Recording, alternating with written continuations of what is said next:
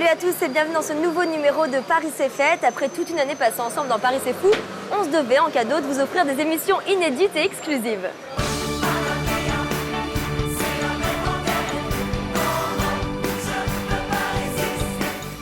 Aujourd'hui, nous allons parler spectacle. Je me trouve actuellement sur les grands boulevards devant un mythique théâtre, le théâtre Mogador. Et nous allons rencontrer les acteurs, les chanteurs d'une comédie musicale qui cartonne à Paris, Mamma Mia. Nous allons également tout au long de l'émission retrouver mes complices de toujours, Anne, Audrey et tous les autres qui font partie de la bande de Paris c'est fou dans des reportages exclusifs.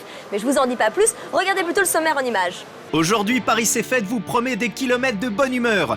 Anne Denis ira se faufiler au mythique Palace où l'humoriste Stéphane Rousseau lui offrira un accueil digne de ce nom. Côté musique, Audrey Sarah vous emmènera dans les coulisses du dernier concert de Justin Nozuka au Grand Rex. Sans oublier les traditionnels cadeaux insolites de Valcal, les idées tendances de Solène Gallagher et le coup de gueule de Thierry Calmont qui n'a pas fini de raisonner. Allez, il est temps de passer la seconde et de retrouver toute la troupe de la comédie musicale Mamma Mia. C'est parti!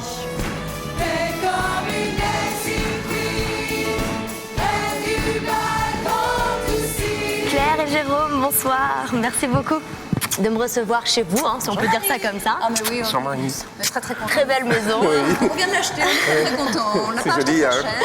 cher. Le spectacle commence dans 1 heure. Je crois qu'on n'a pas beaucoup de temps. Est-ce que je peux vous suivre pour que je puisse vous poser quelques petites questions sur le bien sûr. spectacle et sur cette folie qui est Mamma Mia. On y va.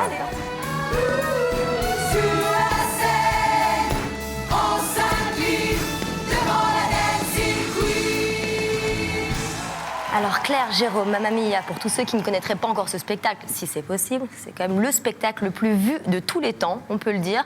42 millions de spectateurs ont déjà assisté à cette comédie musicale. Il a été vu dans 40 pays, 10 langues différentes, déjà plus de 2,5 milliards de recettes. C'est juste incroyable. Vous pourriez nous expliquer un peu, vous, votre idée de cet engouement du public? Moi, je l'avais vu à la création. J'avais vu une des premières avant-premières. Ça marchait du feu de Dieu. Cette idée de mettre Abba dans une histoire et ces chansons d'Abba qui arrivent comme ça, d'une façon assez saugrenue, qui font rire tout le monde, ça cartonnait déjà. Mais je ne pensais pas que ça deviendrait un tel record planétaire. Il n'y a pas que de l'humour, il y a aussi beaucoup d'émotions dans les chansons. C'est vrai. La deuxième partie, il y a une très belle montée dramatique, parce que les chansons d'Abba, c'est aussi... Des chansons d'amour, on peut le dire. Oui, des belles ballades. Et surtout, c'est des petits scénarios. Donc, ils ont eu l'idée d'inscrire ces petits scénarios dans une histoire. Alors, est-ce que vous-même, vous étiez fan d'Abba avant de devoir chanter ces chansons tous les soirs? Moi, oui. Ça a bercé mon enfance. C'est vrai. Alors Et toi, moi Claire? non, mais tout simplement parce que je suis passée à côté d'Abba, moi, complètement. Je sais pas comment j'ai fait d'ailleurs, parce que maintenant que je regarde un petit peu ce Vous qu'ils vivre ont sur écrit... une autre planète, à mon avis. C'est exactement ce qu'ils m'ont dit. Ils m'ont dit, mais de quelle planète viens-tu, Claire, pour être passée à côté d'Abba? La version française, beaucoup de fans d'Abba étaient réticents quant à la traduction de ces textes. Finalement, le public adhère, on peut le voir. Vous avez eu, vous aussi, des réactions C'était la grande question quand on est arrivé en répétition. Et puis, j'ai lu les adaptations et j'ai fait... Les waouh. adaptations, ça c'est très joli. Les adaptations et j'ai fait waouh, quel excellent travail il a fait. Un mot sur vos personnages. Claire, tu interprètes une mère célibataire, Donna, l'héroïne, c'est le premier rôle féminin. Toi, Jérôme, premier rôle masculin. C'est un peu le macho quand même. Il y a un petit côté macho, mais qui est finalement assez sensible. Macho, je sais pas, c'est plutôt c'est un homme en pleine crise de la quarantaine qui se dit qu'il a un peu foiré la première partie de sa vie et qui arrive sur cette île tout à fait étonné de recevoir cette invitation qu'il croit être de Donna, qui n'est pas de Donna en fait, mais de sa fille, qui est à la recherche de ses pères puisqu'elle ne sait pas qui est son père. Et on a 3 possibles. Je vais te demander le pitch, tu es en train de le faire, c'est parfait. Écoute, Comment te dire Ça s'appelle lire dans les pensées, continue.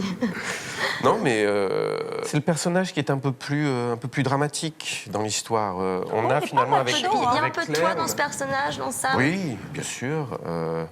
Est-ce qu'on n'est pas tous, quand on a atteint un certain âge, on se demande tous si on aurait pu faire les choses autrement la pièce est très belle parce que justement, elle dit que oui, et qu'on peut changer sa vie à 40 ans, on peut tout reprendre, on peut tout refaire. Vie à n'importe quel moment. Voilà. Et toi, Claire, le rôle de mère célibataire, assez féministe, sûre d'elle, c'est quelque chose qui t'a inspiré? C'est quelque chose que tu sentais bien? Oui, aussi. Je me sens pas très éloignée de cette petite bonne femme. D'abord parce que je suis mère de famille aussi, parce que C'est vrai qu'à notre époque, il y a souvent des séparations, etc. Et que ça a fait aussi partie de ma vie, donc voilà. J'ai une petite faveur à vous demander. Je vous ai vu hier sur scène, j'avais vraiment envie que vous pouviez reprendre un duo que vous interprétez sur... On n'en a qu'un alors. On en a qu'un, c'est SOS, je crois. 3, 4. Alors je t'en prie, entends-moi si je crie SOS. L'amour que t'as mis en moi sauvera ma vie SOS. Superbe, avec l'énergie. Merci beaucoup, ça c'est un beau cadeau.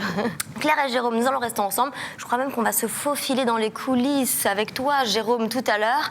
Mais avant ça, je vous propose de retrouver Anne, qui est en compagnie de Stéphane Rousseau. Tout de suite.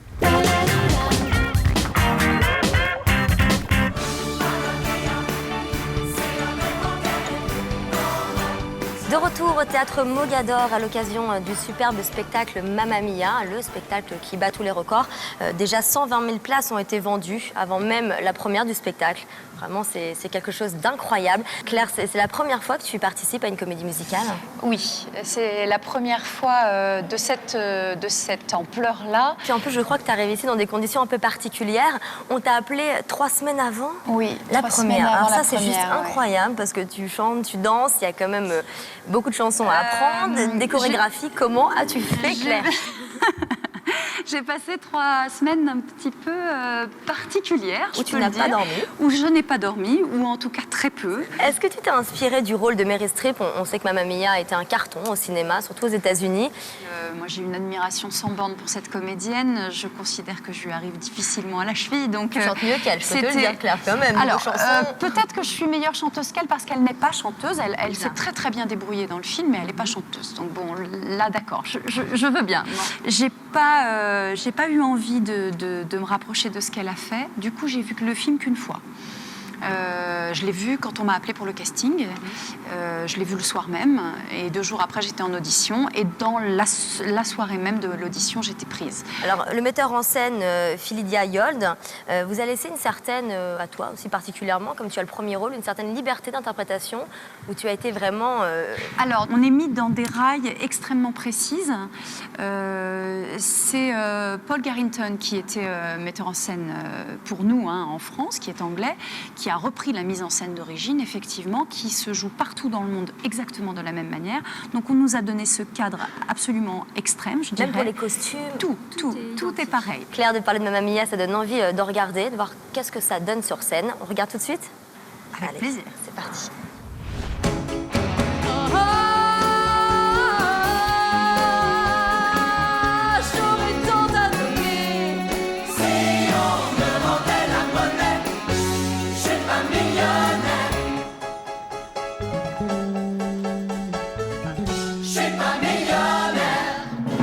Alors, on te connaît en tant qu'actrice, chanteuse, mais tu es aussi une doubleuse.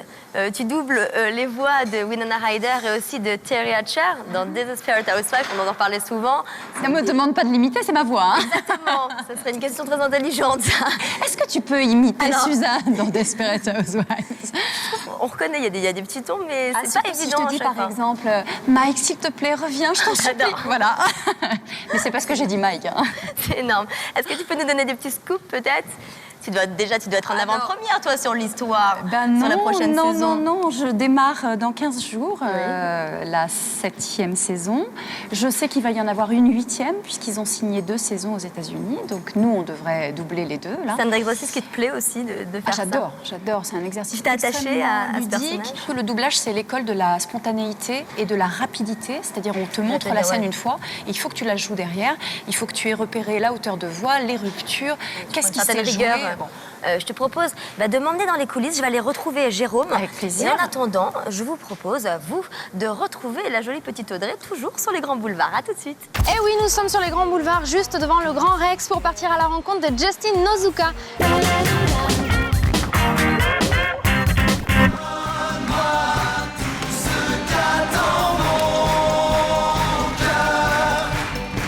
Jérôme, alors attends, je me réintègre un petit peu de l'ambiance de ce théâtre Mogador. T'as déjà joué ici?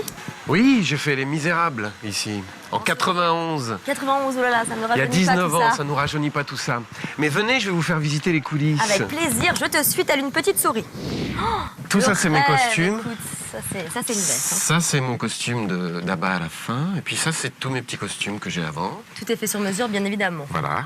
Toi qui es une star, on peut le dire, des comédies musicales, Oui. tu as surtout travaillé Oui, en Angleterre. en Angleterre. Est-ce que tu peux nous dire un peu la différence qu'il y a justement entre le public français et le public anglais vis-à-vis des comédies musicales? Le public anglais est féru de comédie musicale, c'est dans leur culture, ils en mangent un peu tout les le temps, ils en précurseurs, oui. veulent, oui. Donc il y a une économie plus importante là-bas, parce que ça se vend beaucoup mieux qu'ici. Mais ici, depuis quelques temps, grâce notamment à Stage, ça commence à bien marcher aussi. Et puis grâce aussi à des plus petites productions franco-françaises qui croient au théâtre musical. Les mentalités changent, mais ça a quand même pris, du Ça a quand temps. même pris du temps, oui. Et maintenant, ça commence à bien bouger. La preuve, on a Mamma Mia qui arrive en français ici. Et ça, c'est un grand pas. C'est génial. Tu m'emmènes dans ta loge, j'aimerais bien Oui. voir un petit peu ce Je qui vous s'y emmène. trame. Et ça y est, on est arrivé. On est arrivé. Jérôme Pradon. Donc, bienvenue chez moi. Enfin, chez nous, puisque je partage ma loge avec les deux autres papas. Les deux autres ex, Voilà, les deux autres ex. on peut le dire. Vous avez vraiment un training à l'américaine pour ce spectacle. Vous échauffez tous les jours. Oui, on s'échauffe 15 minutes d'échauffement vocal avec tout le groupe et ensuite 15 minutes d'échauffement physique, assouplissement. On est pendant la période des fêtes. Qu'est-ce que tu aimes ou qu'est-ce que tu n'aimes pas pendant Noël? Est-ce que tu peux nous dire? Qu'est-ce que j'aime? C'est les lumières, les cadeaux.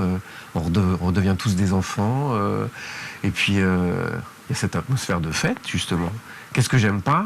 Bon, j'aime pas j'aime pas les années où je le passe tout seul. Parce que ça a pu arriver à cause de mon travail. Tu n'es jamais vraiment seul dans ces cas-là, si? Là, si jamais... ma famille est dans le sud, donc je pense que si jamais je me retrouve sans réveillon avec ma famille, on se fera une petite famille avec la troupe, voilà. Une vraie famille. Je te dis ça parce que le plus déjanté de notre groupe à nous, dans Paris c'est fou, s'appelle Thierry Calmont. Et chaque jour, il nous dit ce qu'il aime et ce qu'il n'aime pas concernant les traditions de Noël. Faut regarder, ça vaut vraiment le détour. Tout de suite, Thierry Calmont.